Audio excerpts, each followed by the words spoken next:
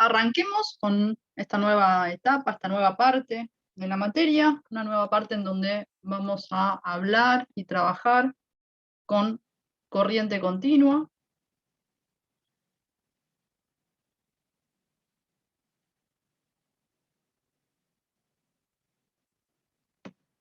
Hasta ahora lo que vinimos viendo en esta primera parte de la materia, en esta primera parte que entró en el parcial de esta semana, eran cargas, ¿sí?, que estaban estacionarias, ¿no? Cargas fijas en el espacio, cargas sin movimiento, o cargas que movíamos de alguna manera cuasi estacionariamente, cargas que su velocidad era nula, ¿sí?, en condiciones estáticas.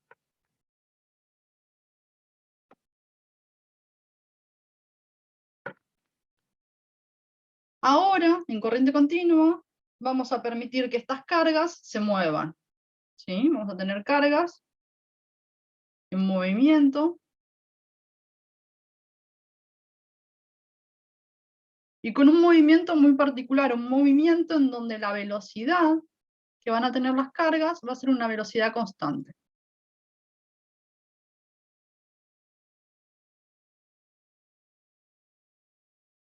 Estas cargas en movimiento sí se van a mover ¿dónde? Se van a mover en conductores, particularmente se van a mover en circuitos eléctricos que vamos a llamar, ¿sí? Entonces vamos a tener cargas en movimiento en conductores.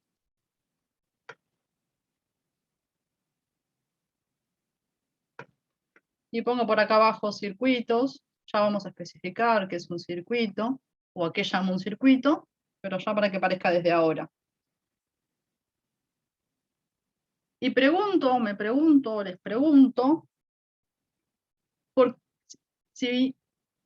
¿por qué se van a mover estas cargas? ¿Qué creen que va a mover cargas, particularmente a una velocidad constante, en un conductor? ¿Quién podría mover una carga? ¿Quién va a impulsar esta carga para que se mueva?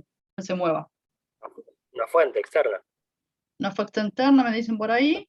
El campo. Un campo, ¿no? Va a aparecer un campo eléctrico, que será quien mueva estas cargas. Un campo que en este momento no nos va a importar quién lo está generando, ¿sí? Solo nos va a importar que existe ese campo, y ese campo va a ser capaz de mover cargas adentro de los conductores.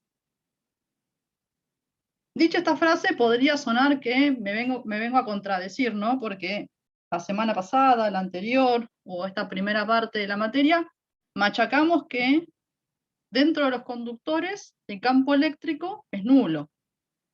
Y ahora digo, va a ser un campo eléctrico quien impulse un movimiento de cargas en conductores. La sutileza es que ese campo... Una pregunta. Sí, Juan. Si existe un campo eléctrico que produce una fuerza, ¿no? Entonces no habría una aceleración. ¿Por qué sería velocidad constante?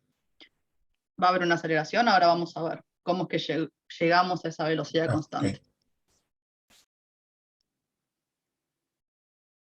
Venía diciendo, ok, yo les conté, les dije, los campos eléctricos dentro de los conductores son nulos. ¿En qué condiciones ese campo eléctrico es nulo dentro de un conductor? En condiciones electrostáticas. ¿Se acuerdan?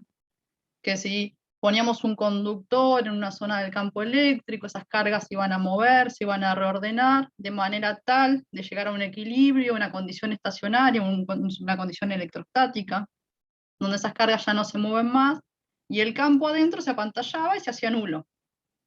Bueno, ya no estamos en esa condición electrostática, estamos en una condición donde esas cargas se mueven. ¿Por qué se mueven? Porque hay un campo eléctrico. Un campo eléctrico que lo genera alguien que por el momento no nos va a importar.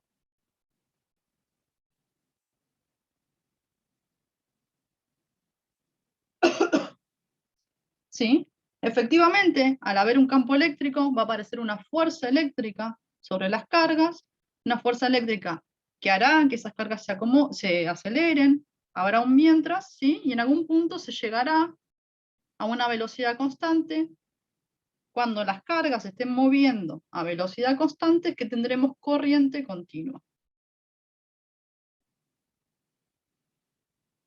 Así como hicimos en conductores, así como hicimos en dieléctricos, me voy a ir a una escala microscópica, ¿sí? Una escala microscópica para entender cómo es que se llega a que esas cargas que se están moviendo dentro de los conductores adquieran o tengan una velocidad constante.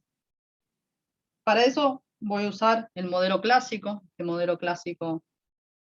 no cuántico, ¿sí? De electrones, protones, núcleo cargado positivamente, electrones.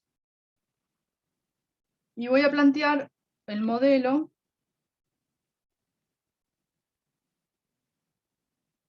de Drude-Zunau.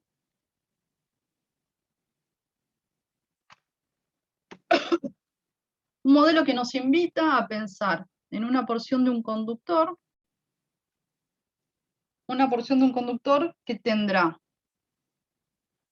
iones negativos, iones positivos, ¿sí? Iones positivos que podría pensar que son los núcleos de los átomos,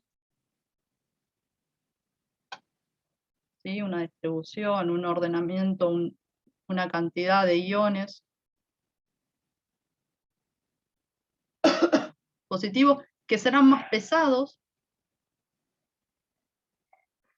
y que estarán fijos en el conductor.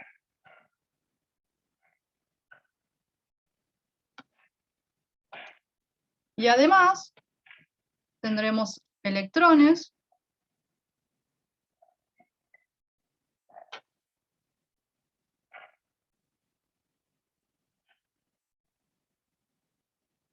cargados negativamente, electrones que se van a mover. Se van a mover porque, vamos a poner, por ejemplo, tengo un campo eléctrico en esa zona, en ese conductor.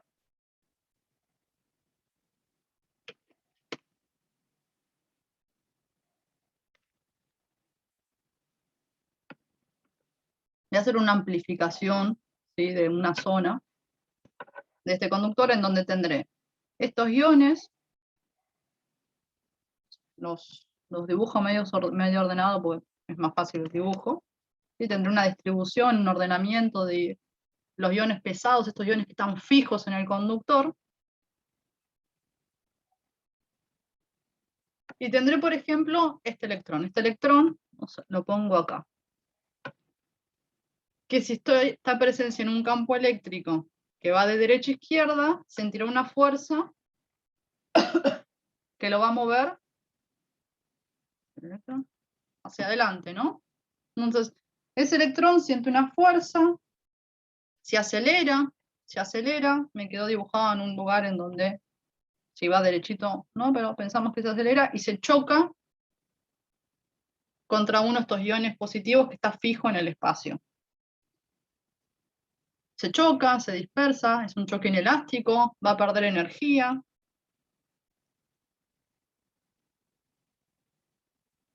¿Sí? Va a perder energía, se va a dispersar, no sé, por ejemplo, para abajo. Se va a volver a acelerar, se va a volver a chocar contra otro ion positivo, se va a dispersar, va a volver a perder energía.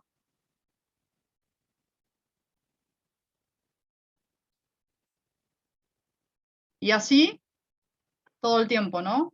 Ese electrón siente una fuerza eléctrica, se acelera, se choca con un ion positivo, un choque inelástico, un choque en donde pierde energía, se dispersa, se vuelve a acelerar, se vuelve a chocar, vuelve a perder energía, se vuelve a acelerar, y así,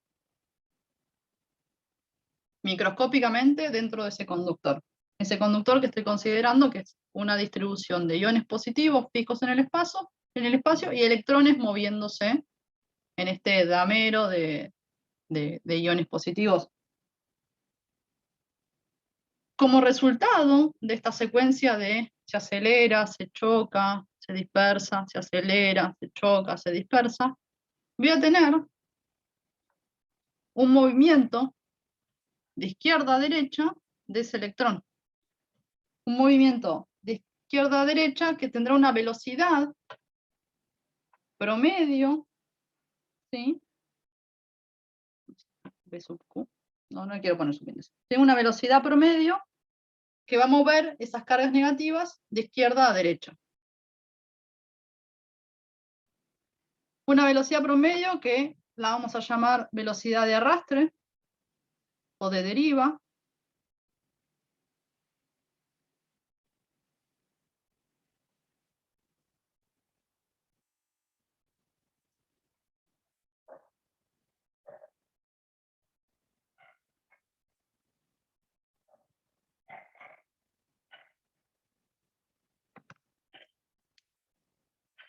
¿Sí? Una velocidad que en promedio va a ser una velocidad constante. Entonces, el resultado de estos movimientos microscópicos en donde esa carga se acelera, se choca, se desacelera, pierde energía, se vuelve a acelerar, se vuelve a chocar, y así consecutivamente, lo que obtengo es una velocidad de arrastre de izquierda a derecha, en este ejemplo que puse, ¿sí? Que va a ser constante. Y va a ser la velocidad promedio con la cual se van a mover los portadores de carga. Y acá ya empiezo a llamar los portadores de carga, porque es verdad que para este ejemplo, para este modelo que planteó Drew, pensé en iones positivos fijos en el espacio y cargas negativas, electrones desplazándose, pero no nos va a importar si las cargas que se están moviendo son positivas o son negativas. Entonces vamos a pasar a llamarlos portadores de carga. No nos va a importar con qué signo esté cargados esos portadores de carga.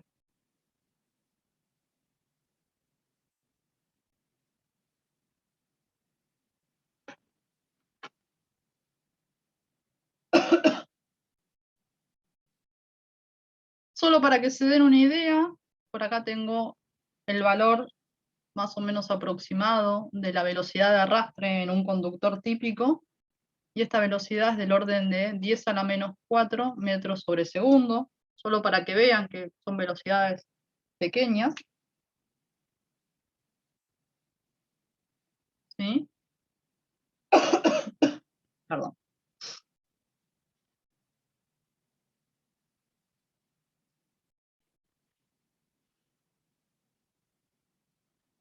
Entonces estamos, ¿sí? Más allá de que hay un campo eléctrico, esa velocidad de arrastre que tienen los portadores de carga va a ser una velocidad constante. Ahora bien, ¿cómo vinculamos esta velocidad de arrastre con el campo eléctrico?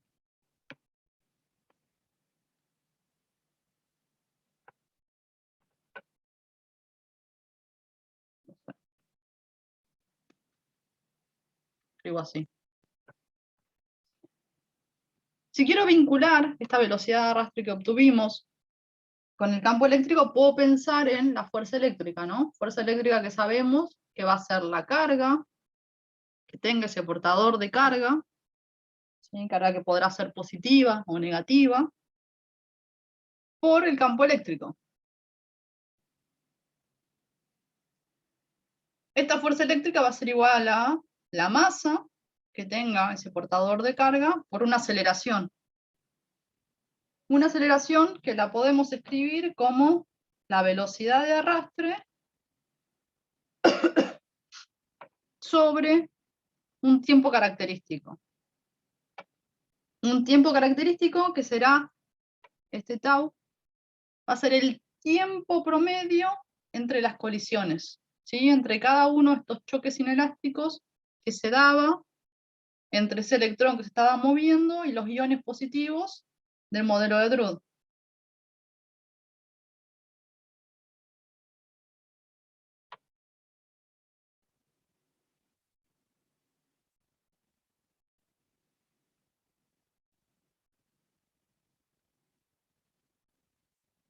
Bueno.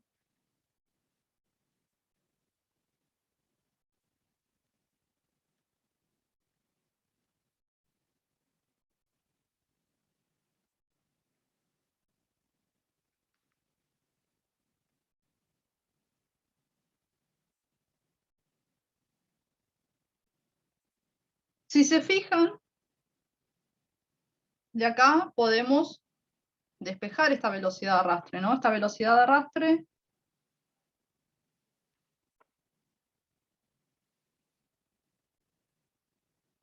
nos va a quedar como la carga por el tiempo medio o tiempo promedio entre las colisiones, dividido la masa por el campo eléctrico.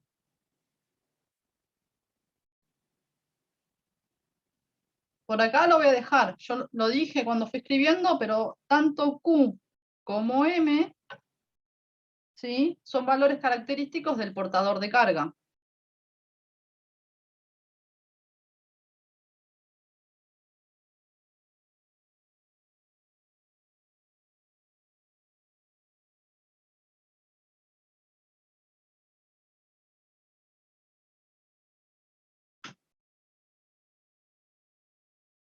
¿Sí?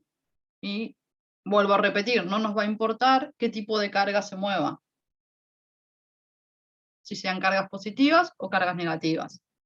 Va a aparecer ahí la carga con su signo y también la masa de ese portador. Vuelvo acá que obtuvimos una expresión de la velocidad de arrastre en función del campo eléctrico. ¿Sí? Esta velocidad de arrastre será la carga del portador de carga por el tiempo promedio entre colisiones, dividido la masa por el campo eléctrico. Si se fijan, la carga, la masa e incluso este tiempo medio entre colisiones son característicos del material y de la temperatura.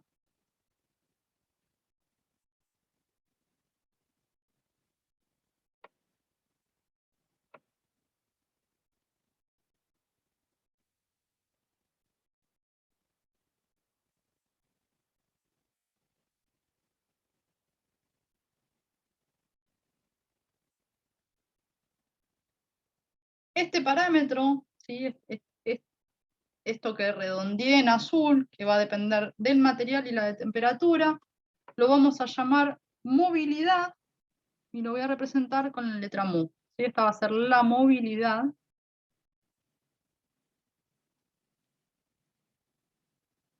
Entonces la velocidad de arrastre va a ser directamente proporcional a la movilidad, ¿sí?, un parámetro que va a depender tanto del material como de la temperatura y del campo eléctrico.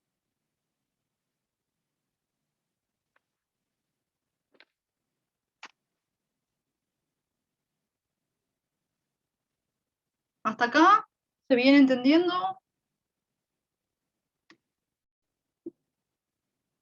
Ahora sí. Sí, sí. Bueno, buenísimo. Si hasta acá venimos, intentemos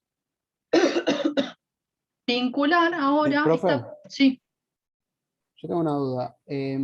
Estas cargas, por ejemplo, negativas que pusimos antes, ¿cómo están distribuidas respecto a los iones? O sea, ¿son la misma cantidad? ¿Son, o no tiene importancia eso? vengo de basarme en el modelo clásico, ¿sí?, en donde tengo un átomo con un núcleo, con protones y electrones orbitando alrededor, así que sí, tengo tanta cantidad de cargas positivas como de cargas negativas. Lo que me importa acá es que esos iones positivos están ordenados de alguna forma, yo lo esquematicé ordenado, bien ordenado, en el material, que están fijos, ¿sí?, son más pesados, todos están fijos en el espacio, y tengo esos electrones que se pueden desplazar, que van a ser quienes están moviendo en este modelo de Drude. Escribí uno solo, pero tengo varios, ¿sí, Tomás? Sí, esa era la duda. Escribí solo uno para mostrar cómo es que el campo eléctrico genera sobre esas cargas, en este caso los electrones, un movimiento neto, en este caso de izquierda a derecha, a velocidad constante. Y eso se va a dar porque ese electrón se va a ir chocando en sucesivos choques inelásticos con esos iones positivos que están fijos en el conductor.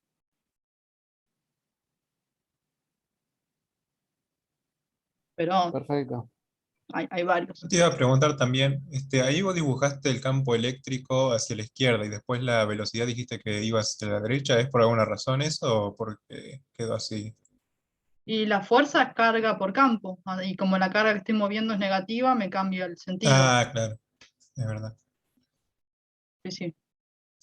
De hecho lo dibujé de derecha a izquierda para poder hacer un movimiento de izquierda a derecha, que es el que me sale natural. Claro, claro. ¿Sí? ¿Vamos hasta acá?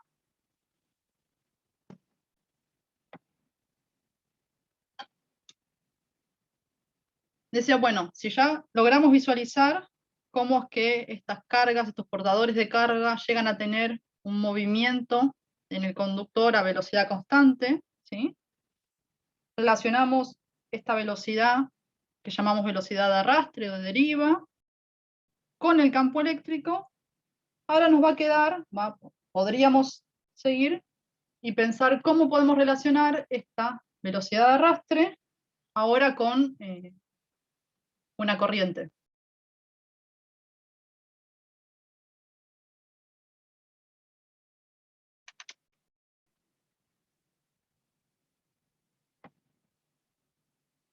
No sé si mis títulos vienen o cosas, es una vinculación.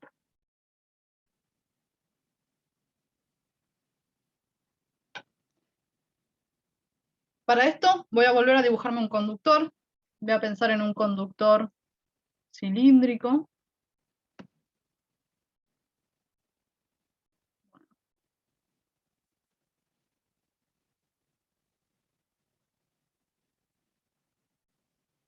Viene cruzado. Quedara chiquito.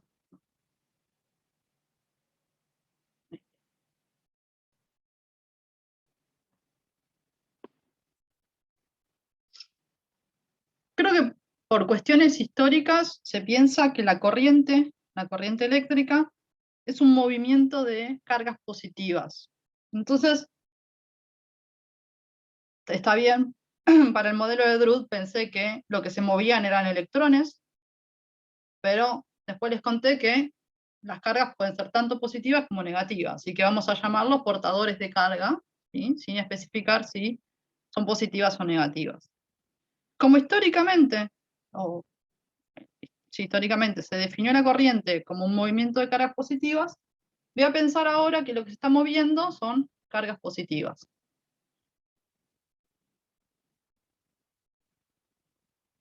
No quiero marearlos con esto, pero hago la aclaración. ¿Sí? Tengo cargas positivas en un conductor que se van a estar moviendo a una velocidad de arrastre B sub A, ¿sí? Y tengo ese campo eléctrico, que ahora lo dibujo de izquierda a derecha, porque la carga que estoy moviendo va a ser positiva, así también el movimiento es de izquierda a derecha.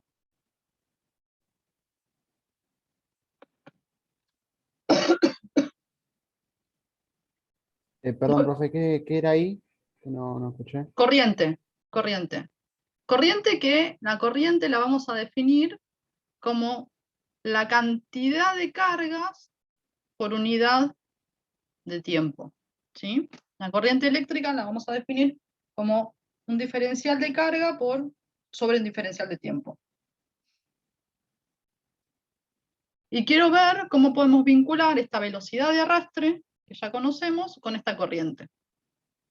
Para eso me dibujé un conductor cilíndrico que tendrá un área transversal A y una longitud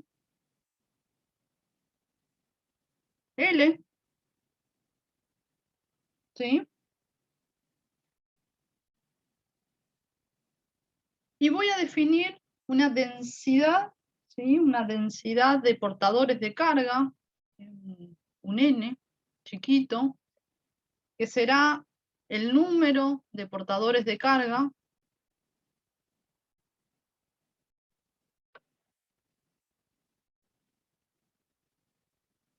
por unidad de volumen.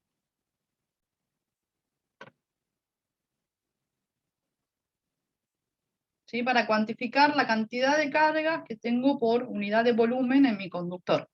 Entonces, me defino esta densidad, una cantidad de portadores de carga por unidad de volumen. Entonces, si quiero saber cuánta cantidad de carga se están moviendo o tengo en este tramo de conductor que escribí, tendré que calcular qué volumen de conductor tengo. Volumen de conductor que podré escribir como el área de este cilindro por la longitud.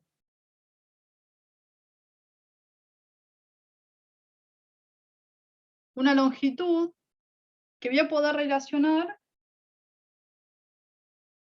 con la velocidad de arrastre, ¿no? Porque yo podría pensar que esta longitud será la velocidad que tengan los portadores de carga, esta velocidad de arrastre, en un determinado tiempo. Yo podría decir que esto es velocidad por tiempo.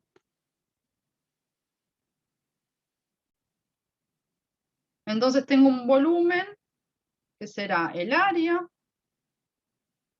por la velocidad de arrastre por un diferencial de tiempo.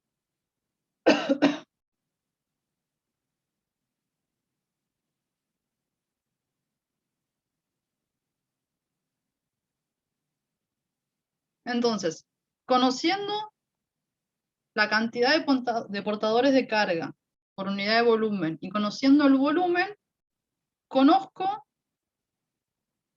la cantidad de carga. Cantidad de carga que en definitiva van a estar atravesando esta sección transversal del conductor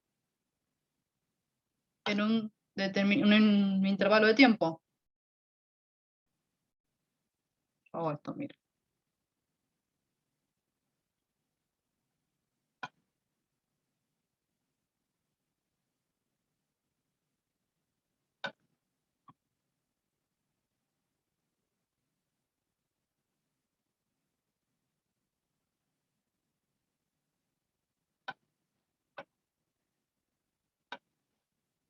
Esta cantidad de carga será esta densidad, el n chiquito, por el volumen que calculamos, por el valor de la carga.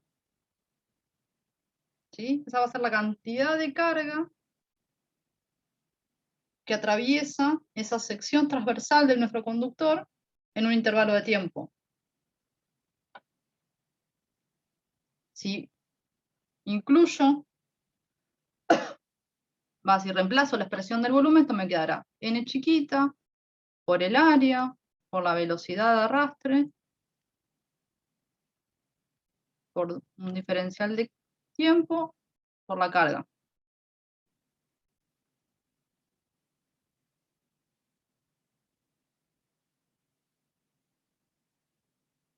Que en definitiva esta cantidad de carga que atraviesa el área en ese intervalo de tiempo será un diferencial de carga.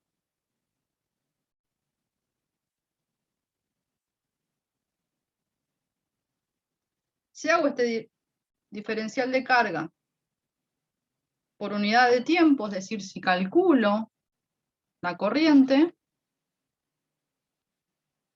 tendré, se fija en la expresión, se me va a ir este diferencial de tiempo, me va a quedar, esta corriente será el número de carga, la densidad de portadores de carga, por la carga, por el área, por la velocidad de arrastre. La I es la de la densidad de portadores de carga. ¿Cuál? Perdón, Juana.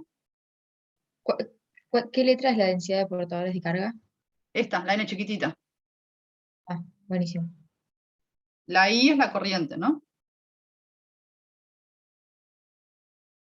La corriente que definí como cantidad de carga por unidad de tiempo. Cantidad de cargas que atraviesan la sección transversal del conductor por unidad de tiempo.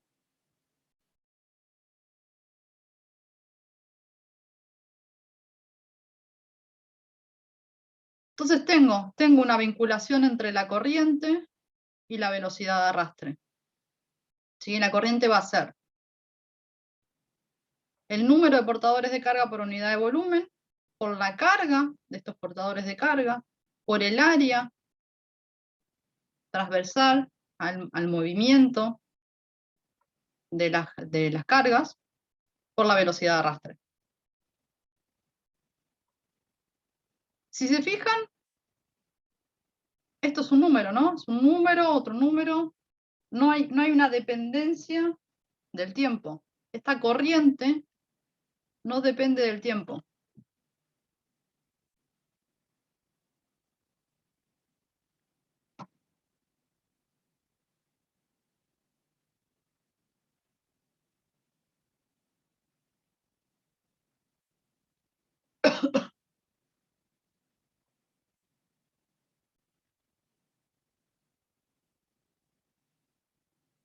Profesora, disculpe, Sí, no dalo. ¿qué sería Q entonces? Q es la carga del portador de carga. Ok, Sí, esa es.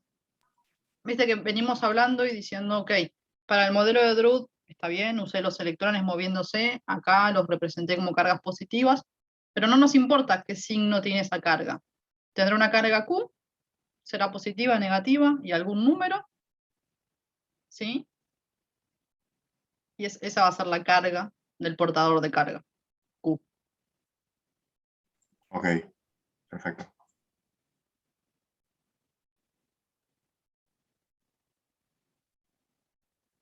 ¿Se entendió? Voy otra vez.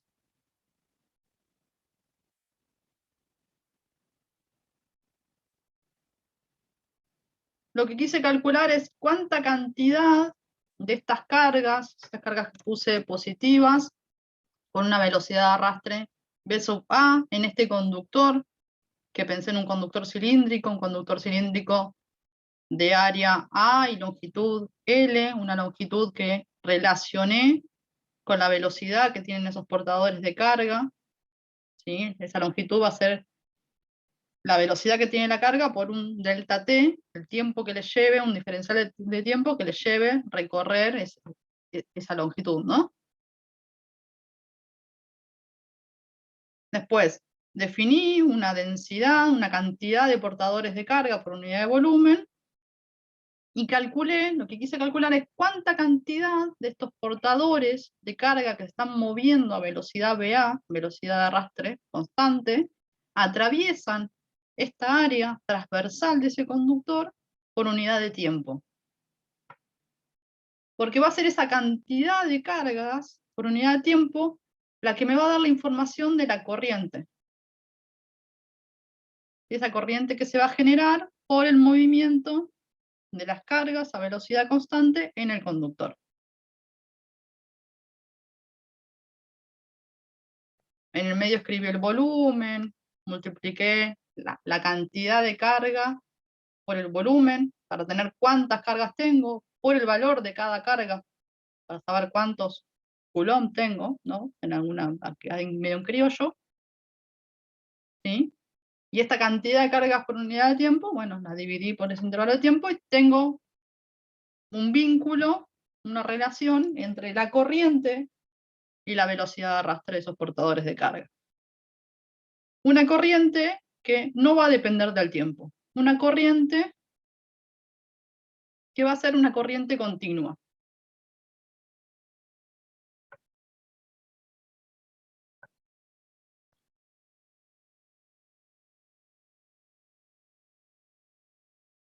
Tengo una duda. Sí.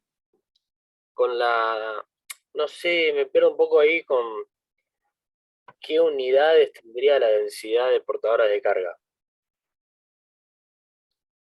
Porque cuando es número de portadores de carga, yo no sé si me imagino que son así escalares sin unidad o tienen unidad, ahí me hace un poco ruido. Es número. Es una cantidad. ¿Cuánta cantidad de portadores tengo por unidad de volumen? Porque no lo tengo en Coulomb. Fíjate que después lo multiplico acá por cuánta carga tiene cada portador de carga. Como un número, es cantidad, es un escalar sobre volumen. Perfecto, bárbaro.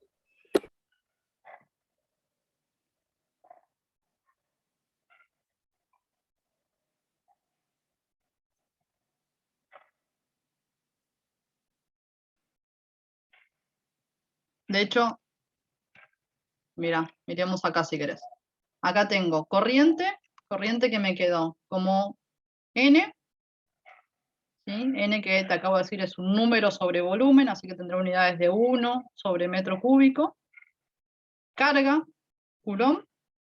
Área, metro cuadrado. Velocidad, metro sobre segundo. Y las unidades de la corriente, ¿sí?, son cuánta cantidad de cargas atraviesan ese área transversal del conductor por unidad de tiempo. O sea que es Coulomb sobre segundo. Coulomb sobre segundo, que lo vamos a escribir con la letra A, son los amperes.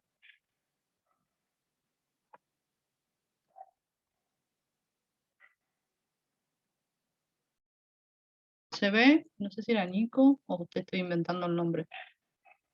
Sí, ahí me quedó más claro. ¿Sí? Entonces tenemos la vinculación entre esta velocidad de arrastre y la corriente. Una corriente que no nos depende del tiempo, una corriente que llamamos corriente continua, ¿sí? Suele aparecer a veces con CC, corriente continua, la abreviación. Una corriente que, si se fijan, es un escalar, es un número.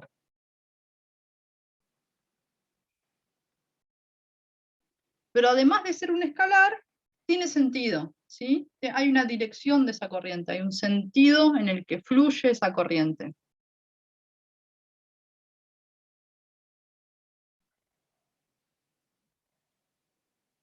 ¿Sí? Yo puedo pensar que tengo, por ejemplo, un hilo, un cable, un conductor, de esta forma, por el cual fluye en esta dirección una corriente I. Una corriente I que será una determinada cantidad de carga por unidad de tiempo.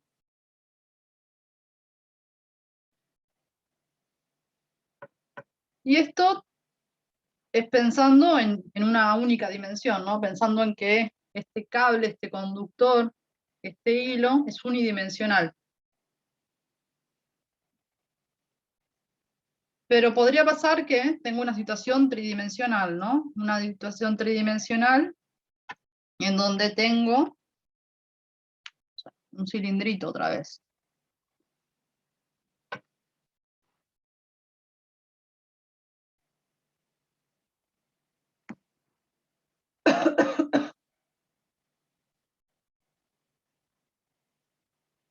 Cilindrito con área A, en donde tengo cargas, ¿sí? Portadores de carga que se van a estar moviendo con una velocidad V. Y acá voy a tener que definir una densidad de corriente. Una densidad de corriente para la cual voy a usar la letra J. Una densidad de corriente que ya no va a ser un escalar, sino que va a tener un carácter vectorial.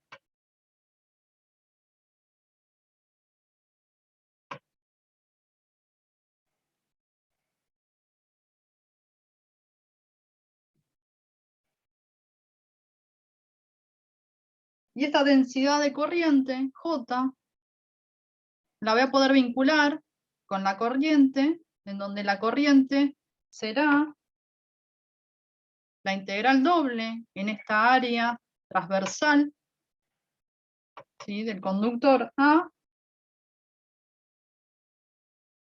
de J diferencial de superficie.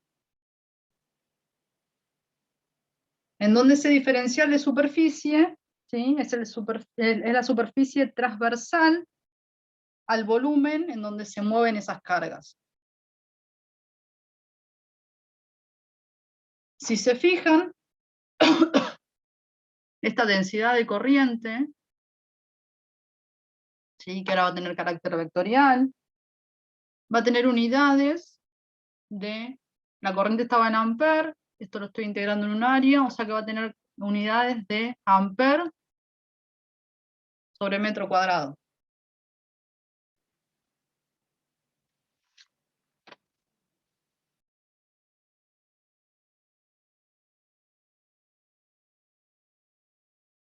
Profesora, una pregunta. Ujú. ¿Qué símbolo sería el que representa la densidad de corriente? Es una J fea. Ah, ok. Es que mi letra, año a año, día a día, es peor. Es una J mayúscula. Pero tengo problemas entre la J y la I, escribo todo igual. ¿Podés repetir qué era exactamente? Es una densidad de corriente, ¿sí? Es una cantidad de corriente por unidad de área, ¿sí? Que va a tener un carácter vectorial y que la voy a poder relacionar con la corriente calculando, ¿sí?, la proyección, de alguna forma, de esta densidad de corriente en el área que es transversal al volumen por donde circula estas cargas a velocidad constante, donde circula esa corriente, ¿no? Porque la corriente, en definitiva, es este movimiento, o este movimiento, no es la palabra supuesta, de cargas en el conductor, ¿sí? Las cargas moviéndose a velocidad constante V sub A en un conductor van a generar una corriente. Una corriente que va a ser la cantidad de cargas que atraviesen el área transversal al volumen de ese conductor por unidad de tiempo. La corriente va a ser un valor escalar más un sentido, ¿sí? Yo voy a tener que decir de dónde a dónde fluye esa corriente. Sin embargo, esta densidad de corriente tiene un carácter vectorial, ¿sí? Tiene un carácter vectorial y tendré que calcular esta proyección, este producto, el flujo de este producto interno, del producto escalar, perdón, de J en ese diferencial de superficie, que es el área transversal a ese volumen, para obtener cuánta cantidad de corriente circula en ese conductor, que ya dejó de ser un cable, un hilo unidimensional, sino que tiene un volumen, algo tridimensional.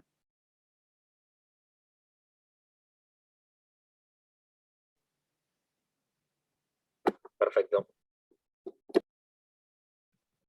¿Puedo hacer una última pregunta? Sí, Ramiro, decime. Con el tema del área, digamos, ¿solamente tendríamos que tomar el área que está sombreada o también tendríamos que restarle, digamos, la otra punta del cilindro? No, pensá que lo que estoy cuantificando es cuánta cantidad de cargas atraviesan esta área en función del tiempo. Entonces no es un flujo, un algo en superficie cerrada. Es esta área nada más lo que estoy calculando. Claro, o sea, sería la misma en la sombreada que en la otra, digamos. Sí, son iguales. Es un área, tendré que tomar un área que sea transversal a ese volumen. En este caso será el área, cualquier área transversal a este cilindro. Claro, claro, perfecto. Gracias. No hay por qué. Y digo cualquier área transversal porque esta corriente continua va a ser una corriente estacionaria.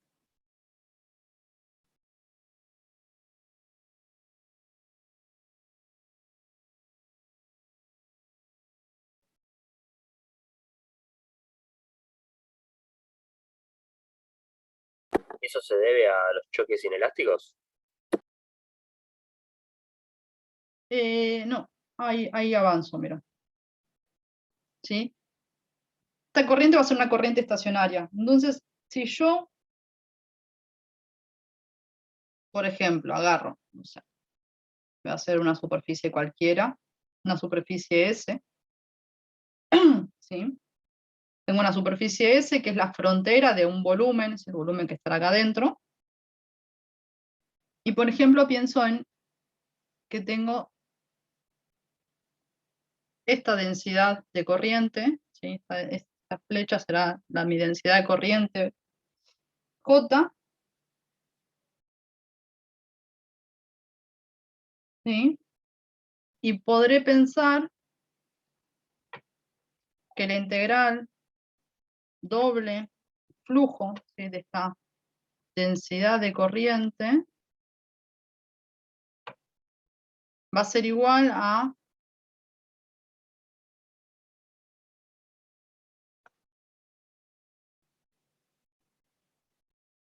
menos la derivada con respecto al tiempo de una integral triple en el volumen que está delimitado por las fronteras, esa superficie S, o el volumen que encierra esa superficie S, de una densidad de carga, ρ, diferencial de volumen. Esta ecuación medio que la conocemos, ¿no? La especifiqué ahora para una corriente, para una densidad de corriente, pero es una expresión que conocemos.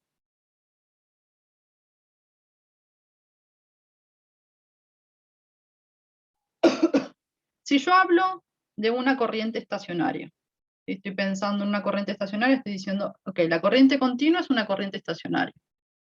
Si es una corriente estacionaria, es una corriente que punto a punto tiene la misma cantidad de carga, ¿no?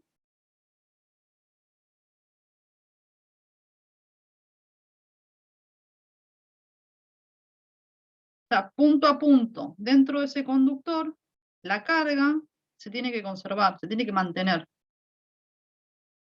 Perdón, una pregunta. Sí, Brandon. Me perdí cómo llegaste a la parte de la derecha de la ecuación.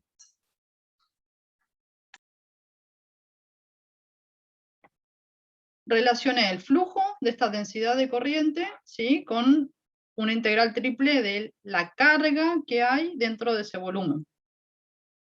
¿Sí? Esto es Gauss, pero especificado para J, ¿no? En otras palabras.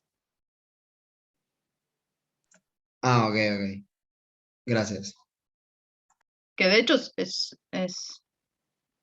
una ecuación de continuidad de carga, ¿no? Porque me dice que el flujo de una densidad de corriente, ¿tá?, va a ser igual a la cantidad de carga que tengo en ese volumen que encierra mi superficie.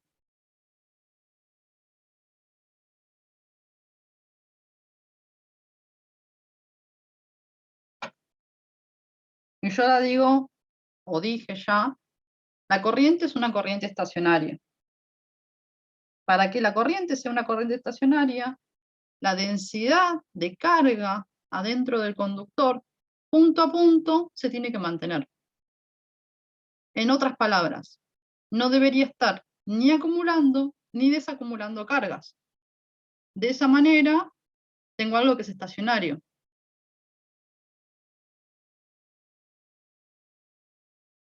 Entonces, me voy acá a este dibujito que hice, este dibujito en donde tengo una superficie y tengo una densidad de corriente J de esa manera, y pregunto, en ese caso, ¿será estacionaria la situación o no va a ser estacionaria? Esta corriente acá, ¿es estacionaria?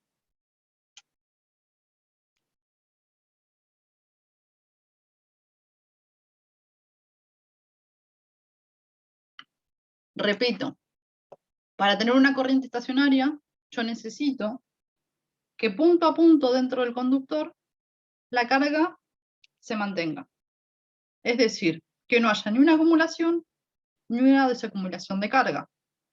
Pensemos que la corriente que está circulando en un conductor no es más que cargas moviéndose a una velocidad constante.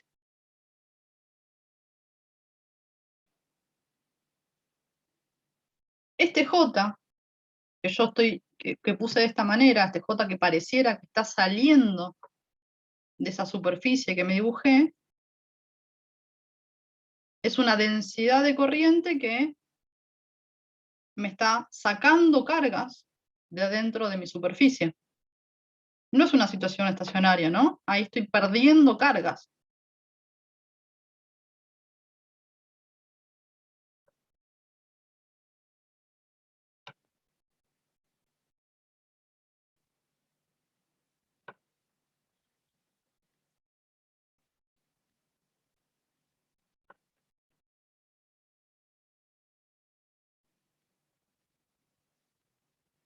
Si quiero plantear o quiero pensar en una situación realmente estacionaria, una situación en donde la corriente va a ser continua, estacionaria, tendré que pensar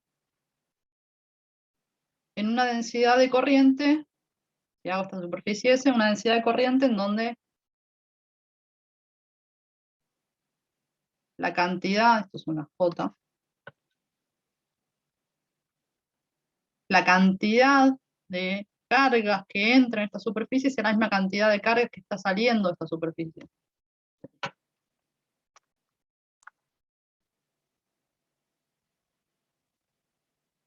Profe, no entendí muy bien por qué no era estacionario.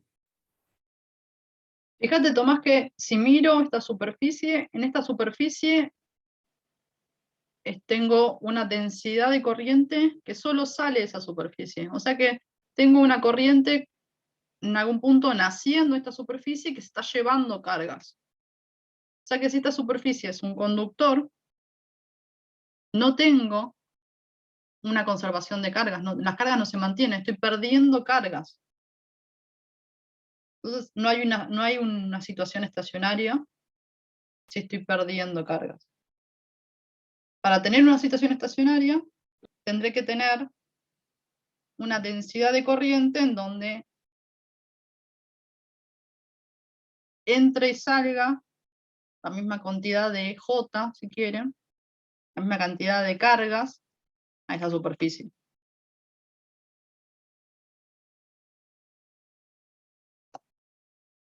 Es decir, yo dije, para tener una situación estacionaria necesito que punto a punto adentro del conductor la carga se mantenga. Es decir, que no se acumule ni se desacumule carga. Es decir, que necesito que el flujo en una superficie cerrada de esta densidad de corriente sea nulo.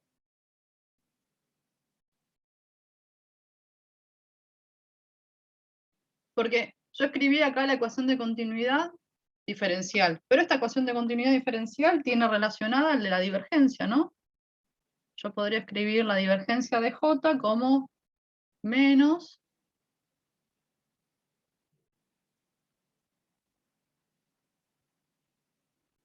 o sea que,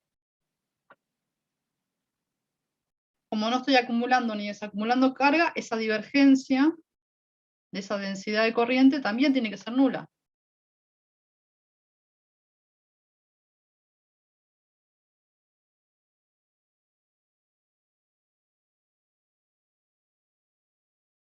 ¿Se ve? ¿Se entiende? ¿Cómo lograr, cómo ver que esa corriente es una corriente estacionaria, una corriente que no acumula ni desacumula carga? Una corriente en donde todas las cargas se están moviendo a una velocidad de arrastre constante, V sub A, ¿sí? Y no tengo ni acumulación ni desacumulación. Por eso mi comentario de hace un rato de tomar esta etapa, o este corte de acá, o este corte de acá, o este corte de acá abajo. Me pare donde me pare, la cantidad de cargas que van a estar atravesando esa área van a ser las mismas. ¿Por qué? Porque sé que estoy en corriente continua, porque sé que es una corriente estacionaria, y porque no hay acumulación ni desacumulación de cargas. Todas En las ese cargas, cilindro, sí. en ese cilindro el vector J atravesaría las dos tapas para que sea continuo. Sí, el vector J será algo, sí, ¿no? Una J.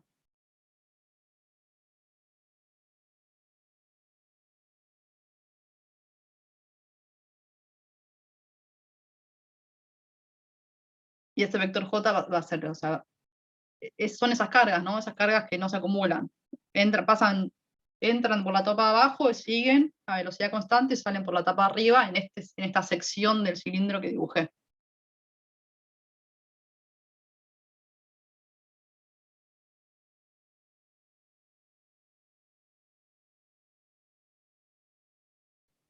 ¿Vamos? ¿Avanzo?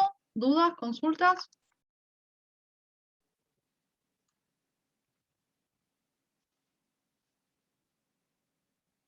Bueno, no tengo dudas. Vamos, entonces, sigo construyendo. Vinculemos ahora esta nueva densidad de corriente J con el campo eléctrico.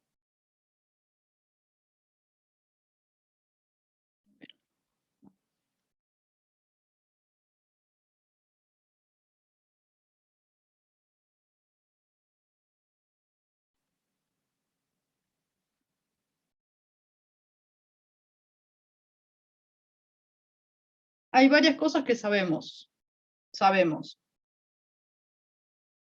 Pues ya encontramos que la corriente va a ser la densidad de portadores de carga por unidad de volumen, por la carga, por el área que atraviesan, por la velocidad de arrastre.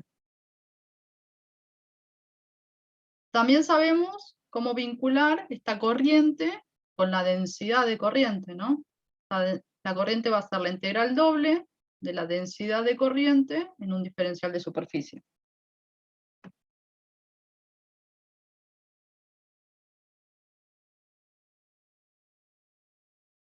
Si pienso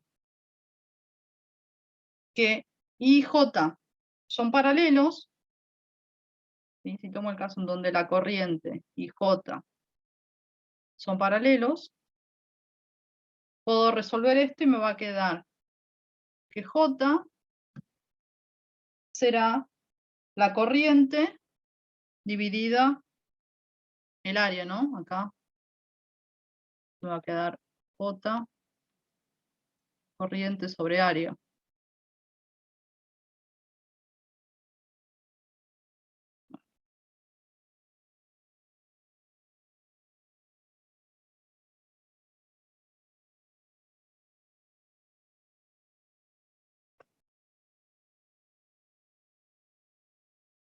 Esa corriente la puedo reemplazar por esto. Me va a quedar la densidad de portadores de carga por la carga, el área se me va a ir y me va a quedar una velocidad de arrastre. Una velocidad de arrastre que le pongo el carácter vectorial a la velocidad de arrastre y me va a dar el carácter vectorial de esa densidad de corriente. Entonces tenemos una relación entre la corriente y la velocidad de arrastre. Relacioné la corriente con la densidad de corriente, entonces tengo una relación de la densidad de corriente con la velocidad de arrastre. Y además, creo que lo primero que tuvimos fue una relación entre la velocidad de arrastre y el campo eléctrico.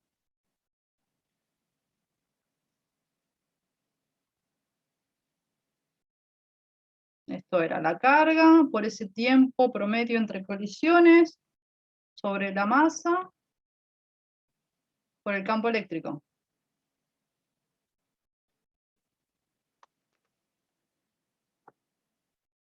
Entonces, si uso esta relación de la velocidad de arrastre con el campo para reemplazarla acá, tendré una densidad de corriente como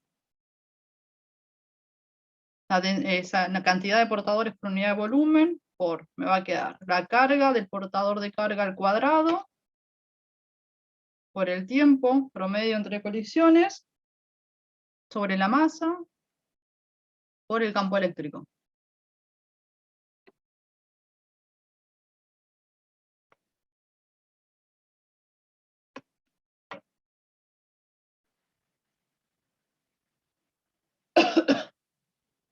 Si se fijan, esto que acabo de redondear en celeste, azul, va a depender del material, ¿sí? Tengo ahí Q, tengo M, tengo el tau, ese tiempo promedio entre colisiones, y tengo la cantidad de portadores por unidad de volumen. O sea que esto nuevamente depende del material y de la temperatura.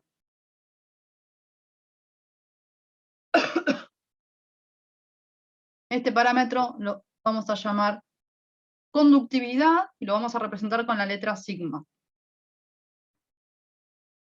Profe, ¿qué era M en la velocidad de arrastre? La masa del portador de carga. Perfecto. Entonces tengo una conductividad. Una conductividad que voy a usar la letra sigma. Sí, ya sé que sigma lo usamos para la densidad superficial de carga. Bueno, se repite un poco. ¿Sí? Y esta conductividad nuevamente va a depender del material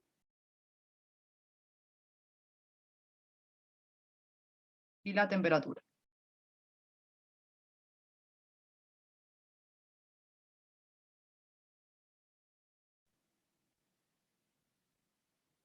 Entonces, llegamos a una expresión que nos relaciona esta densidad de corriente con el campo eléctrico a través de una constante proporcionalidad que será la conductividad.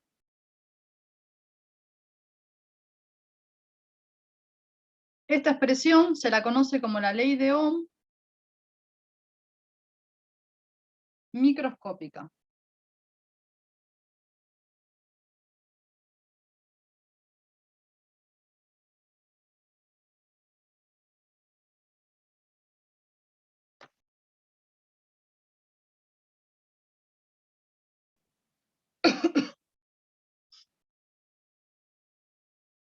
Se la conoce a esta o a la inversa, ¿no? A la que relaciona el campo.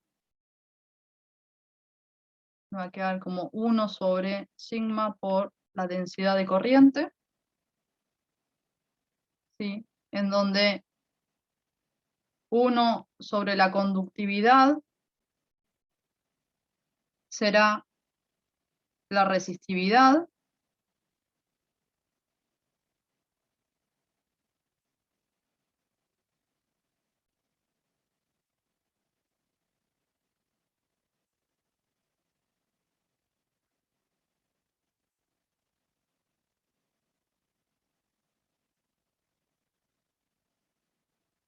¿Sí?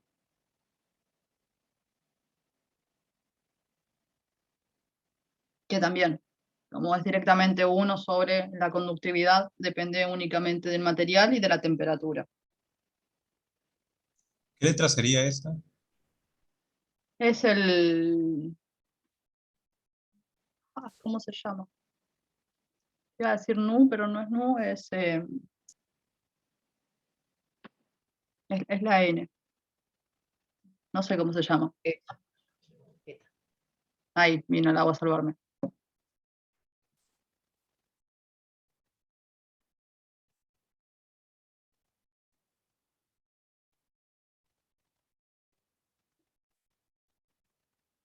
¿Qué Fíjense, sería la resistividad?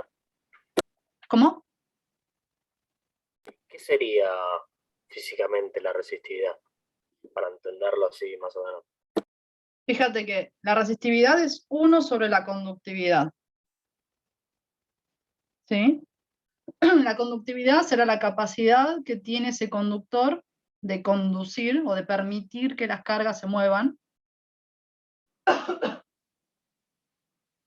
¿Sí? 1 sobre esa conductividad va a dar la resistividad, que será un poco una medida de la resistencia que tiene el conductor, del conductor a permitir el movimiento de las cargas. Claro, uno facilita la conducción, digamos, de cargas y el otro lo resiste. Así, bien. Sí, porque uno es el inverso del otro, ¿no? Es mirar lo mismo de un lado o al revés. Perfecto.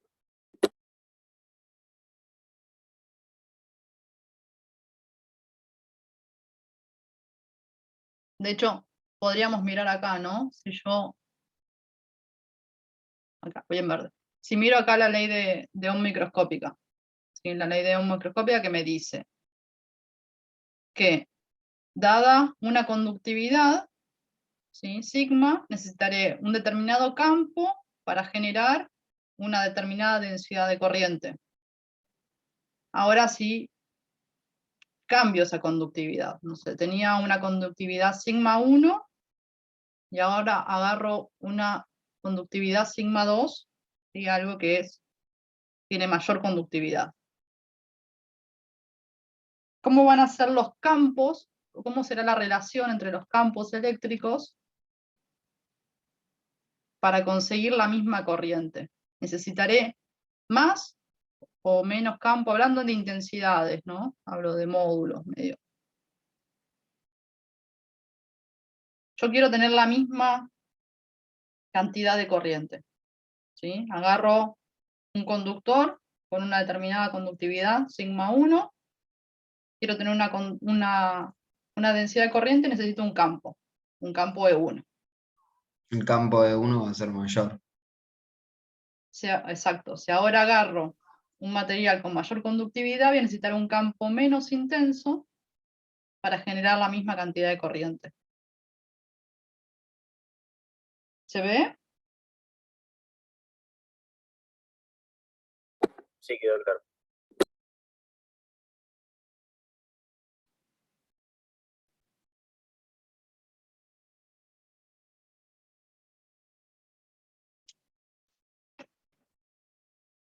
Yo hasta ahora vengo hablando y vengo contando, bueno, la conductividad depende del material, de la temperatura, la resistividad, depende del material, la temperatura, y por allá, cuando teníamos la relación entre la velocidad de arrastre y el campo, nos quedó ahí una movilidad que también dependía del material y de la temperatura. La dependencia con el material creo que queda clara, pero hasta ahora no dijimos nada de la temperatura. ¿Por qué creen que estoy hablando de que depende de la temperatura? ¿O qué va a ser qué hará cambiar la temperatura para que esas cosas dependan de la temperatura? A mayor temperatura habría más velocidad, más movimiento. A mayor temperatura, por ahí me dicen, habrá más velocidad, más movimiento. Entonces, si yo aumento la temperatura, me dicen, hay mayor movilidad, hay mayor velocidad, me dijeron, mayor movimiento. Es verdad, si me voy allá y recordamos el modelo de Drude, ¿sí? Tendré a una mayor temperatura un mayor movimiento de esos iones, ¿sí? Esos iones pesados que estaban fijos, ¿sí? Un mayor movimiento, se moverán con mayor amplitud, y habrá una mayor probabilidad de choque, ¿no? Entre esos electrones que se movían y esos iones que ahora se están moviendo, están vibrando, ¿sí? Me va a aumentar la probabilidad de choque. Es decir, que ese tiempo promedio entre choques, ese tau que llamamos, va a disminuir.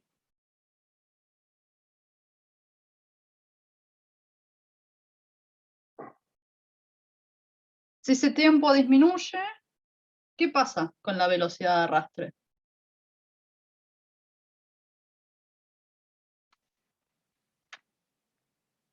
¿Se acuerdan cómo nos quedaba? Por acá abajo la escribo, sino esa velocidad de arrastre nos había quedado como la carga por ese tau sobre la masa por el campo eléctrico. Si ese tiempo promedio entre choques disminuye, esta velocidad de arrastre también va a disminuir. Ajá, sí.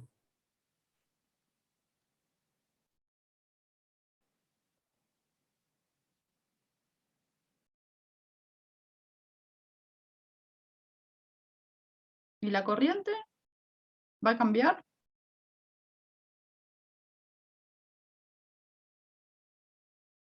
También baja. También baja, me dicen por ahí.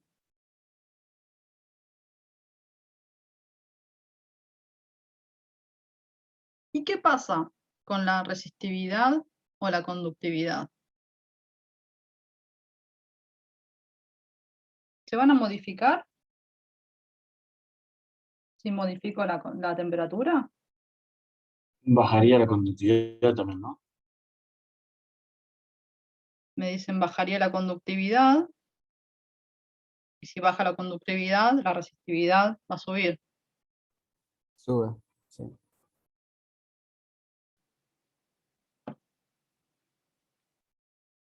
O sea que Consulto. sí, Capaz no sé, no tiene nada que ver, pero con la masa al subir temperatura no podría haber chance de dilatación por ahí, no, ¿no? ¿Cómo? Otra vez, Nico. ¿Se puede dilatar la masa al aumentar la temperatura? Pero la dilatación es que ocupe más espacio, pero la masa no va a cambiar, ¿no? Sí, sí, claro. Sí, sí, sí. Perdón, igual esa masa es la masa del portador de carga, es la masa del electrón Sí. o del ion.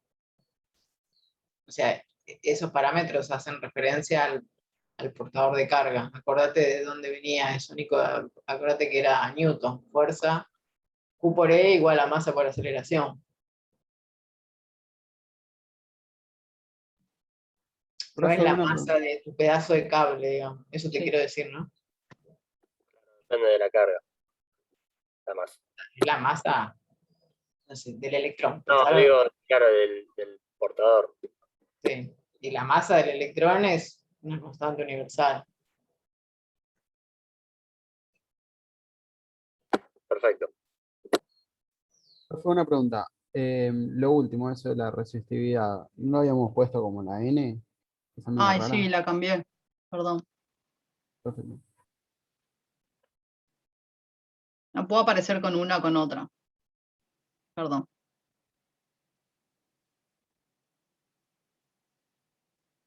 La mareo un poco. Uso el ρ, pero el ρ, como lo usamos para la densidad volumétrica de carga, no lo quiero usar. Entonces uso el eta, porque el agua usa el eta, pero después me olvido y lo mezclo. Perdón. ¿Sí? Es la resistividad, es ese eta que usamos. El que escribí en la página anterior. Entonces, si aumento la temperatura, la conductividad del material va a disminuir. Va a aumentar la resistividad.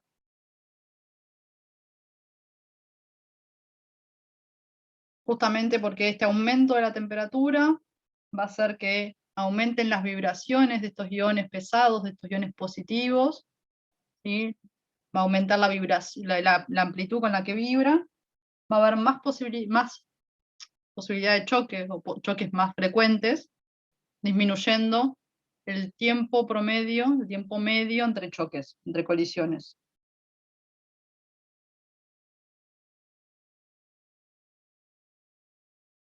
Entonces, un conductor a mayor temperatura es peor conductor, ¿no? Es lo que me dice esto.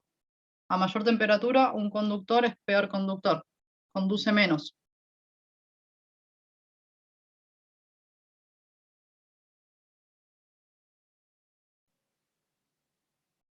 Hay materiales que ustedes ya conocen, ¿sí? Hay al menos dos tipos de materiales que ya conocemos. ¿Cómo van a ser estos parámetros de conductividad y resistividad, por ejemplo, en los conductores ideales?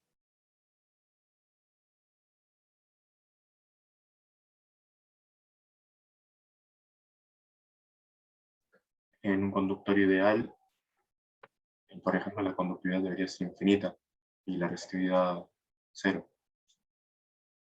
Perfecto, en un conductor ideal, la conductividad va a tener que tender a infinito, ¿sí? Porque no puedo decir que algo es infinito directamente, y la resistividad va a ser prácticamente nula. Y por otro lado, otro material que ya conocemos son los aislantes ideales, ¿no?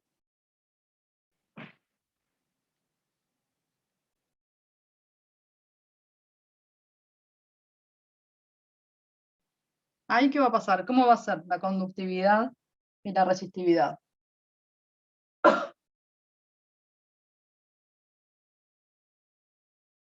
Va a ser la inversa de lo que eran en los conductores ideales. Es decir, la Perfecto. conductividad va a ser nula y la resistividad va a tender a infinito.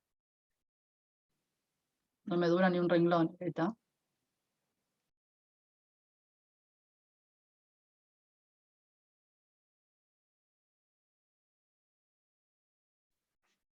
¿Sí? Entonces, el conductor ideal va a permitir o sea, va a conducir todo, mientras que el aislante ideal no va a permitir que se conduzca nada, no va a permitir el movimiento de esas cargas.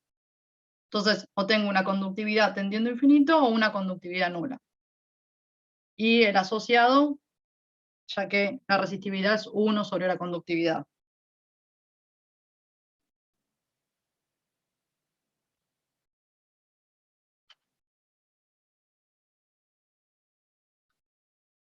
¿Hasta acá vamos? ¿Se entiende alguna duda?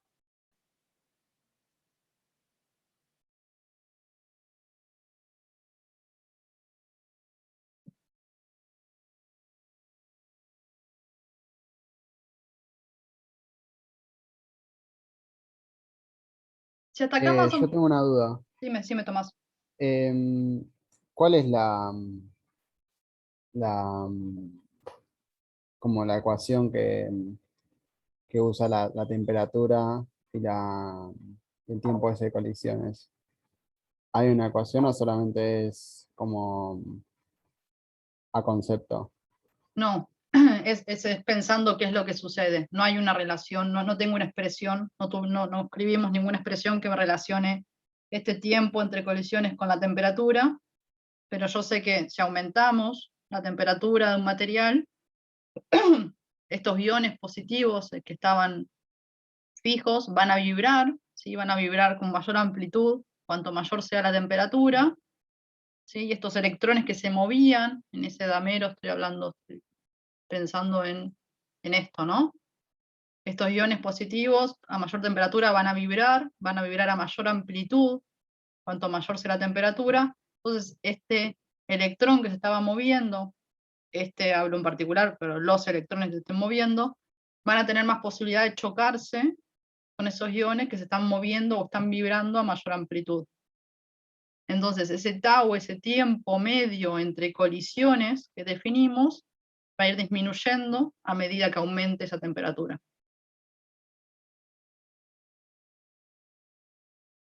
Perfecto, entonces.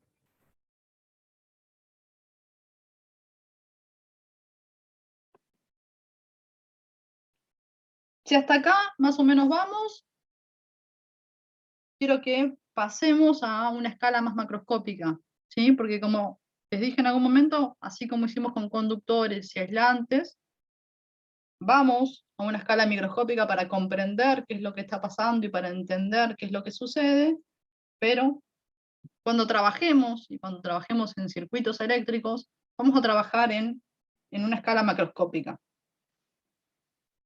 Entonces, vamos a tener que hacer una descripción macroscópica del fenómeno, ¿sí? Para entenderlo y para poder utilizarlo y resolver lo que estoy llamando, y ya creo que dije un par de veces, circuitos eléctricos.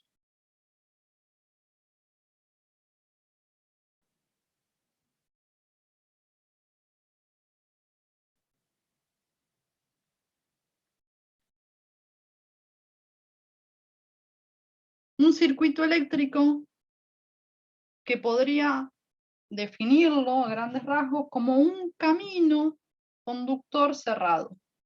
Este circuito eléctrico va a ser un camino conductor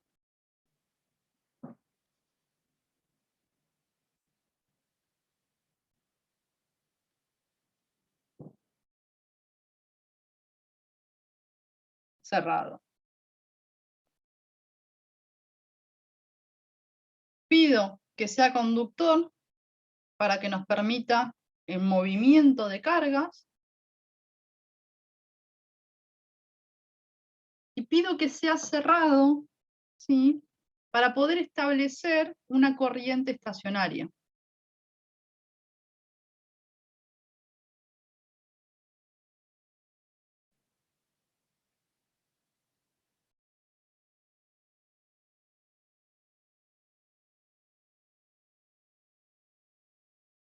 Entonces, los circuitos eléctricos van a ser caminos conductores en los cuales se van a poder mover las cargas, cerrados de manera tal de tener una corriente que sea estacionaria, ¿sí? Una corriente que no nos acumule ni nos desacumule carga. Quiero que pensemos, ¿sí? En una escala, me estoy yendo más al macroscópico, y relacionemos por ejemplo, voy a volver a dibujar este tramo de conductor que teníamos.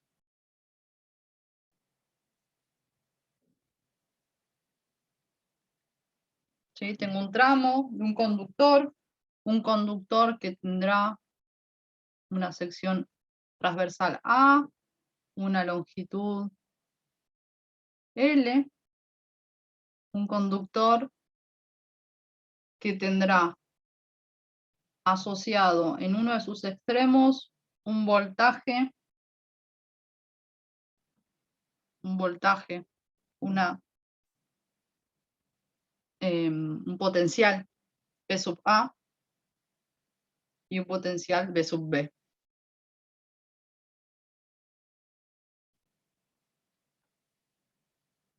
Y además tendremos nuestro campo eléctrico, ese campo eléctrico de izquierda a derecha. Yo dije, quiero pasarme a una escala más macroscópica, una escala en donde yo pueda ir al laboratorio, agarrar, medir la resistencia de algún conductor, ¿sí? Generarle una corriente a ese conductor y poder medir una diferencia de potencial. La diferencia de potencial que escribí como BA menos BA y BB. Una diferencia de potencial que sabemos calcular. Yo puedo hacer la diferencia de potencial entre A y B. ¿Sí? Tendré un potencial en B menos un potencial en A, que será menos la circulación entre A y B del campo eléctrico.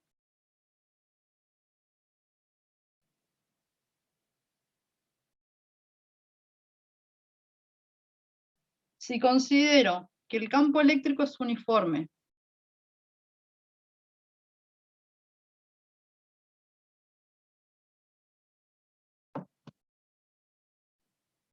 puedo resolver esta circulación y me va a quedar menos el campo por la longitud, ¿no? Por ese L, la distancia entre esos dos puntos.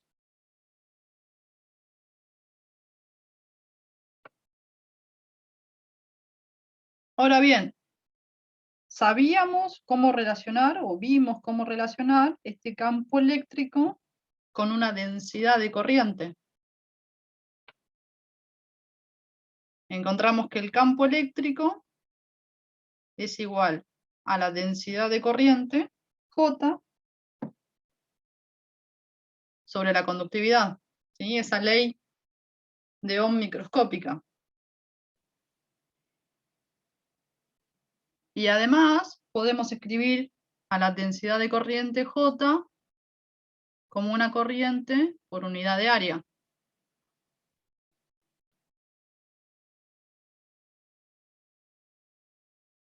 Si uso esto que conocemos, esta circulación, esta diferencia de potencial, me va a quedar menos la corriente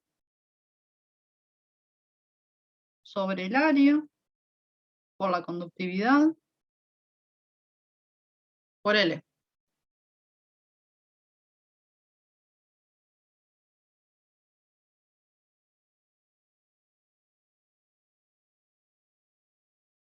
Entonces, esta diferencia de potencial va a ser igual a menos la corriente que circula por ese conductor por la longitud del conductor dividido el área y la conductividad.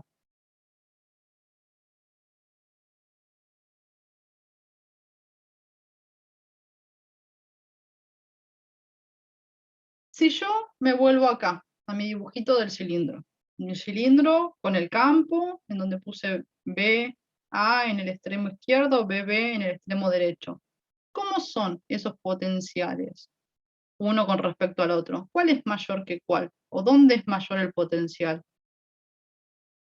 Eso podríamos saberlo, ¿no? Yo puedo saber dónde el potencial es mayor, mirando el Ajá. campo nada más. ¿Mm? Sería en A. El potencial en A va a ser mayor al potencial en B. Sí, ¿no? Porque el campo apunta en el sentido en el que decrece el potencial. O sea que el potencial en B va a ser menor al potencial en A. O sea que BB menos BA es un número negativo. Es una diferencia menor a 0.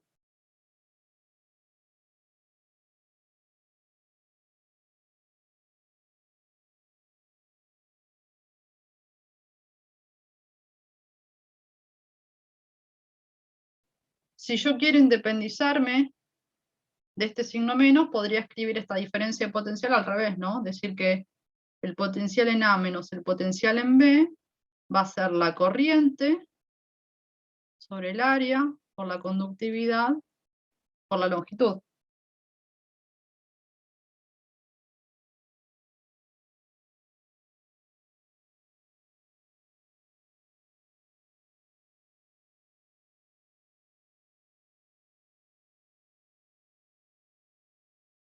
Si yo ahora quiero escribir o representar en ese cilindrito el sentido de la corriente que circula, ¿de dónde a dónde debería escribir esta corriente?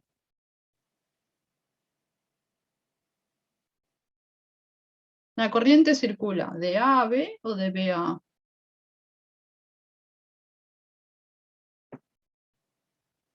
De A a B.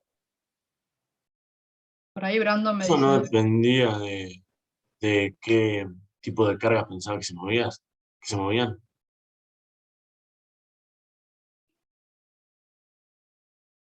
no sé, depende del tipo de carga. Yo lo pensé como que tuviera la misma dirección que el campo por la ley de Ohm. Ok, Brandon lo piensa como que tenga la misma dirección que el campo.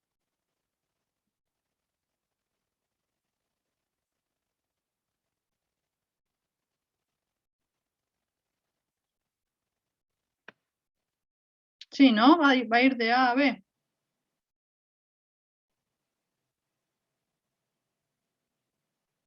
De hecho,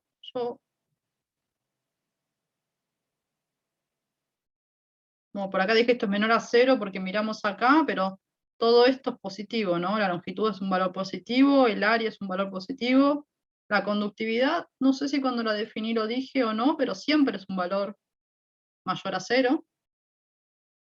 ¿Sí? No existen conductividades menores a 0. Y esta corriente va a ser un número positivo.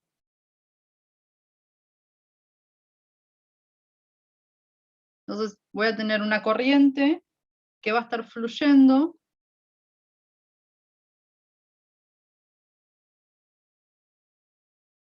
de mayor potencial a menor potencial. ¿Sí? Cuando atraviese este conductor, esa corriente va a ir de zonas de mayor potencial a zonas de menor potencial.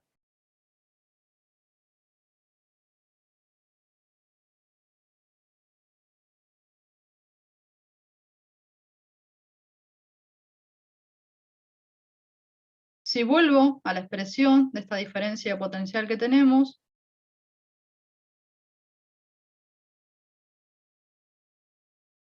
L, la longitud sobre el área y la conductividad, otra vez, es algo que va a depender del material, ¿sí? De la temperatura, porque la conductividad depende del material y la temperatura, pero además va a depender de la geometría, depende de la longitud y del área del conductor.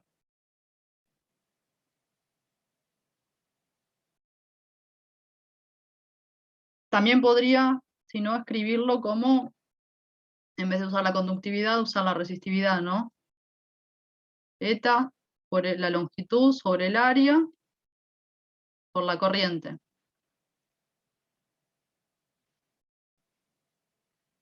Nuevamente, es una constante de proporcionalidad que depende del material, de la temperatura y de la geometría del conductor.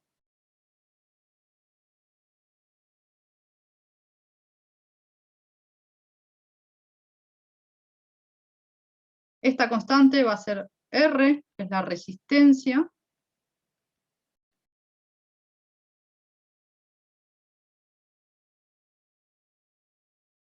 ¿sí? Entonces tendremos esta diferencia de potencial va a ser la resistencia por la corriente.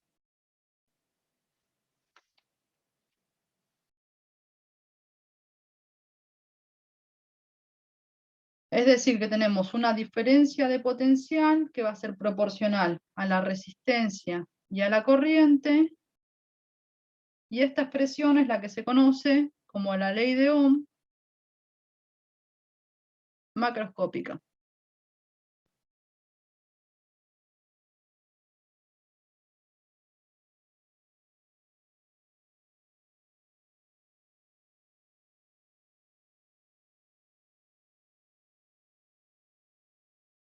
Esta resistencia R que definí por acá tendrá unidades de ohm, bueno, de ohm, que se lo representa con la letra omega, mayúscula.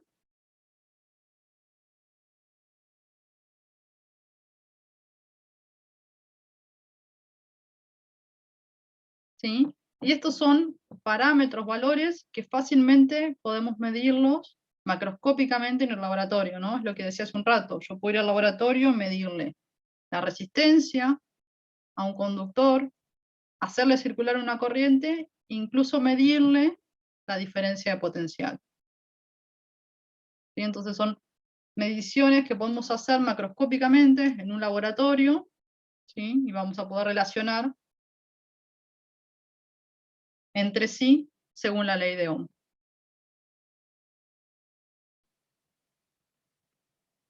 Si vuelvo acá a esta resistencia que definimos,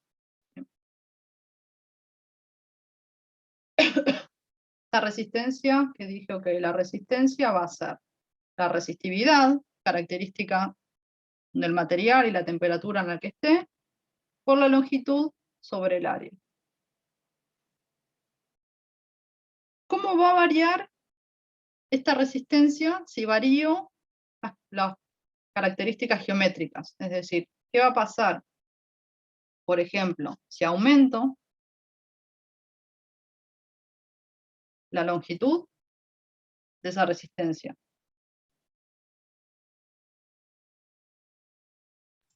Aumenta la resistencia. aumenta R. Tiene sentido, ¿no? Porque la resistencia va a ser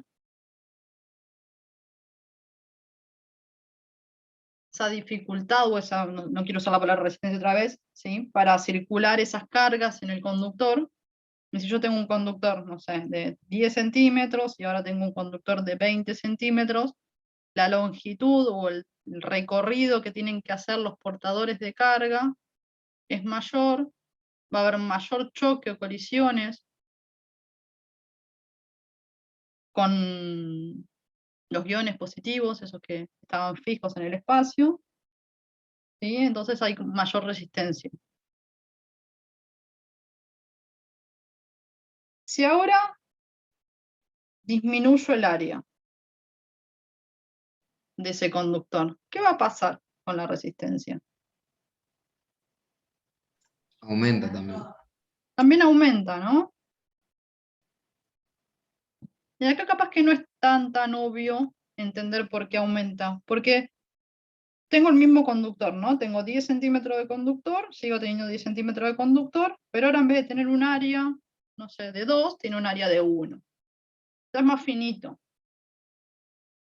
¿Qué creen que está pasando?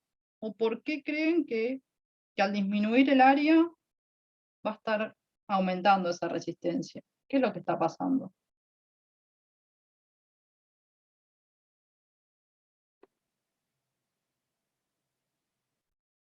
Piensen que ahora, al disminuir el área, tengo las paredes laterales de ese cilindro más cerca. Tener las paredes laterales del cilindro más cerca, tengo más posibilidad de que se generen choques de esos portadores de carga contra las paredes. Entonces, al tener más choques, otra vez vuelvo a tener mayor resistencia.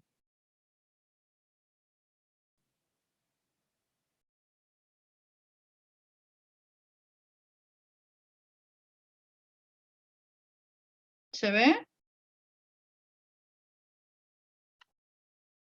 En uno tengo más choque porque tengo más longitud que deben recorrer esos portadores de carga, y en el otro tengo más choques porque tengo las paredes laterales del conductor más cerca.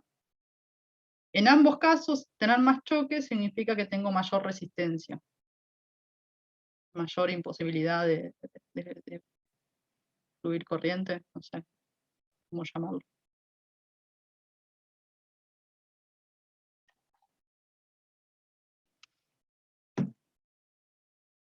¿Se ve?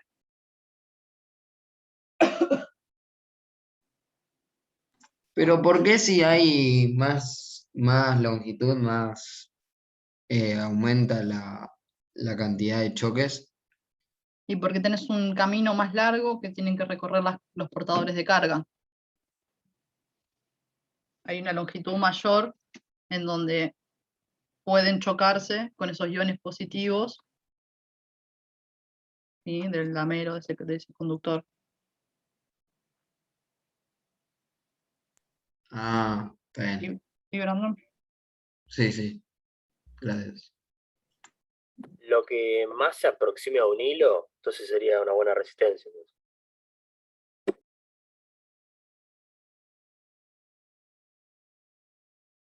Sí, en algún punto sí. Dependerá. Dependerá de las características del material, de la temperatura en la que esté, de todo. ¿Sí? Yo acá hice un análisis geométrico pensando que el material siempre es el mismo, que está siempre a la misma temperatura, y solo cambié uno de los dos parámetros. ¿Sí? Cuando modifico la longitud pensé que el área era la misma, y cuando modifiqué el área pensé que la longitud era la misma. ¿Sí? Solo para jugar y para imaginen un algo. Lo último que me queda, creo que es lo más importante y es lo que vamos a usar para trabajar y para resolver ejercicios, ¿sí? Porque dije que vamos a trabajar en circuitos eléctricos, ¿sí? Estos circuitos eléctricos que tendrán una notación circuital.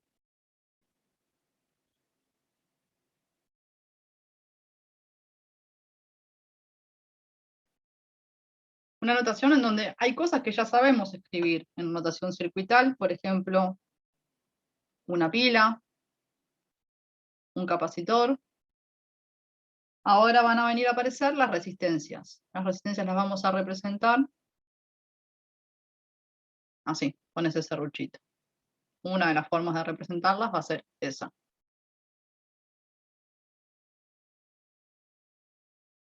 Ahora bien, sabemos escribir en notación circuital las resistencias, pero dije que vamos a trabajar con circuitos eléctricos que definí como caminos conductores cerrados.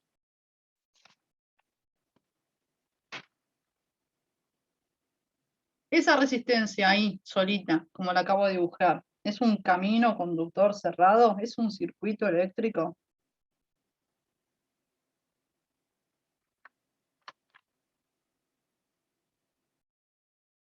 ¿O le falta algo para hacer un circuito eléctrico?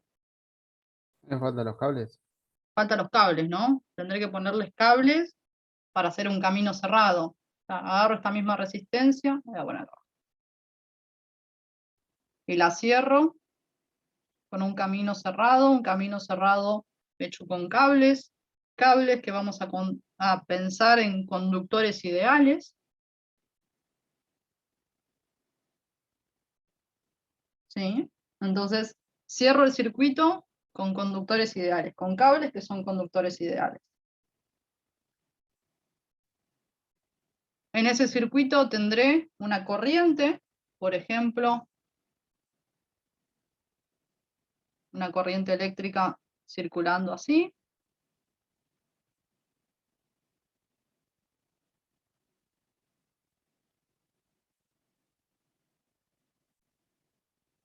Una corriente eléctrica que sabemos que cuando pase esa corriente en una resistencia, ¿sí? Cuando la corriente atraviese la resistencia,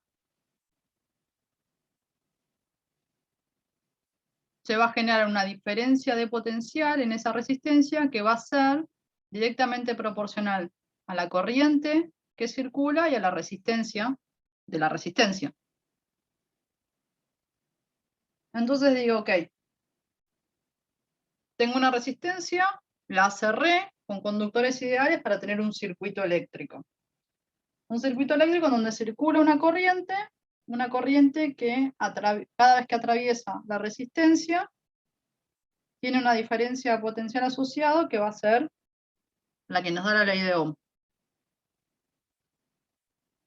Entonces pregunto, ¿ese circuito es un circuito posible? ¿Es real ese circuito? Me dijeron cerrar la resistencia con cables. Por ejemplo, Pero no tiene diferencia de potencial, ¿no?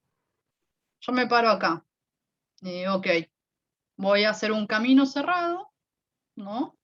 Entonces hago un camino cerrado y voy desde este punto hasta este mismo punto. Vengo, paso por la resistencia. Resistencia que dijimos que la corriente va a atravesar la resistencia de zonas de más potencial a zonas de menos potencial.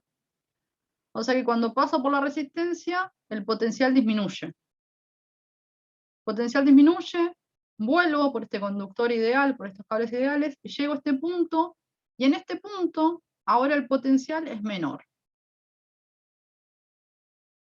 Y cada vez que doy No una haría vuelta... falta una pila o un capacitor cargado, ¿no? Exacto, ¿no? Este circuito no es un circuito eléctrico posible porque cada vez que dé una vuelta, cada vez que haga un camino cerrado, voy a tener un potencial menor.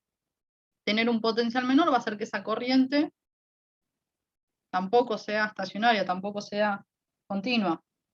Entonces, me está faltando algo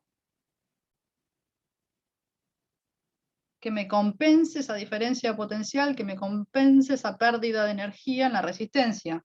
Para ella me dijeron, pon una pila, ¿no?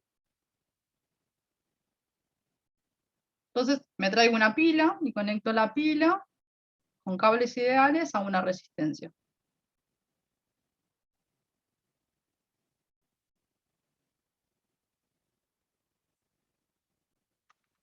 A esta pila que le voy a asociar una diferencia de potencial, ¿sí? Una diferencia de potencial que la escribo con esta letra con épsilon, este épsilon que no es más que una FEM, una fuerza electromotriz.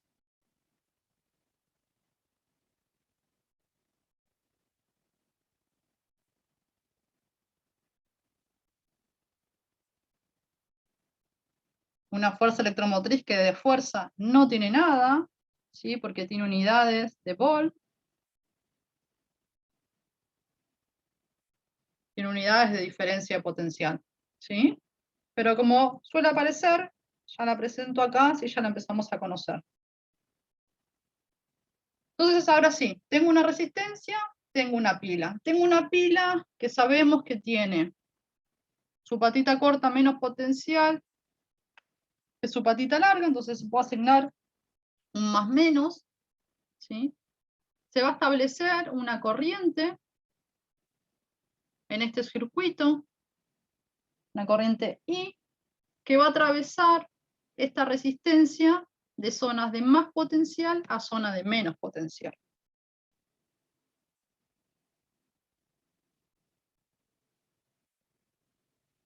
Yo podría escribir una malla, ¿no? Ya conocemos las mallas. Yo puedo escribir una malla asociada a este circuito, ¿sí?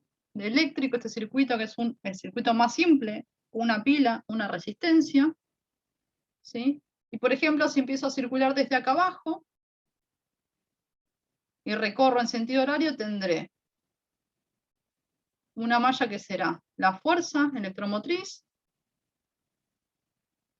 con signo positivo, ¿sí? Porque paso del negativo al positivo. Sigo recorriendo y tengo una diferencia de potencial en la resistencia. La diferencia de potencial que pasa de una zona de más potencial a una zona de menos potencial, o sea que tengo menos una diferencia de potencial dada por la resistencia. Sigo, llego al mismo punto, o sea que tengo esto igualado a 0. Entonces voy a tener que la fuerza electromotriz, esa FEM, dada por la pila, va a ser exactamente igual a la diferencia de potencial en la resistencia. Una diferencia de potencial en la resistencia que sabemos, por ley de Ohm, que la puedo escribir como la corriente que circula por la resistencia.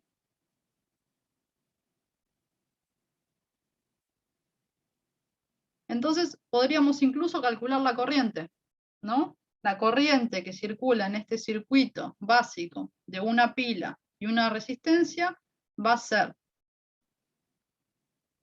la FEM de la pila sobre la resistencia.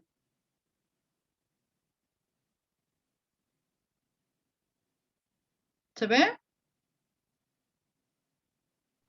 ¿La FEM de la pila es lo mismo que la delta V de la pila? Sí, yo podría haberlo escrito un BDP o un delta V de la pila. Sí, es una diferencia de potencial. Es otra forma de llamarlo, pero sí.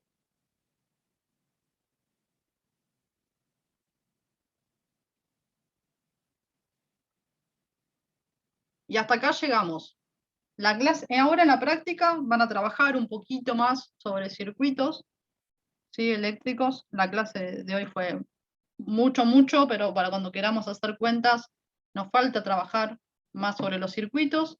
El viernes vamos a trabajar sobre eso, en la teórica, vamos a ir avanzando. Igual van a hacer algo más con Lau hoy en la práctica, de circuitos eléctricos.